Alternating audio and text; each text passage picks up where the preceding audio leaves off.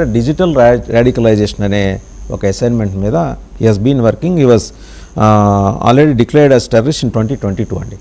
అతన్ని కాల్చి చంపింది పాకిస్తాన్లో. అది వాళ్ళల్లో వాళ్ళు ఈ మధ్యకాలంలో ఒక 10-15 గ్రూపులు తయారైనాయి.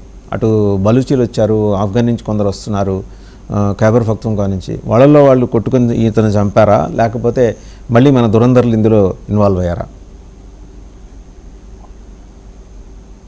మ్యూట్లో ఉన్నారు సార్. అప్పుడు మనం మాట్లాడడం రైట్ కాదు, కానీ ఒక విషయం ఒకటి, ఎప్పుడైనా కూడా ఉగ్రవాదం కానీ తీవ్రవాదం కానీ అది ఒక బస్పాసుల హస్తం లాంటిది.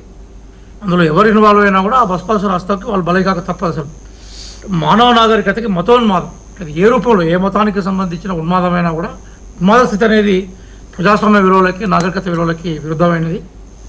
కాబట్టి బేసికల్గా ఉగ్రవాది ఏ రూపంలో బయటకు వచ్చినా కూడా మళ్ళీ అదే ఉగ్రవాదానికి బలవుతాడు అనేది ఒక ఎపిసోడ్ కనబడుతూ ఉంది. నిజంగా ఎవరు చంపారు, ఎవరు అనే అంశాల మీద నాకు స్పష్టత లేదు. కానీ ప్రపంచంలో ఏ దేశాలైనా, ప్రపంచంలో ఏ సమాజాలైనా కూడా ఉగ్రవాదాన్ని మతోన్మాదాన్ని పెంచి పోషిస్తే ఆ మతోన్మాదానికి, ఆ ఉగ్రవాదానికి ఆ దేశాలు, ఆ సమాజం బలిగాక తప్పదు. ఇది ఒక అంశం. రెండో అంశం ఏంటంటే, నాకు వేరే టీవీలో డిబేట్ ఉంది, నేను ఒక అంశం మాట్లాడి వెళ్ళిపోతాను. అదేంటంటే, ఇంతకుముందు పెద్దలు బీజేపీ ప్రతినిధి పరమేశ్వర్ గారు మాట్లాడుతూ, ఆయన బీజేపీ ప్రతినిధి కాదండి, ఆయన retired colonel, he is not BJP spokes person. వారి మాటలు మాత్రం అనిపించే విషయం మాత్రం గుర్తుపెట్టుకోవాలి సార్.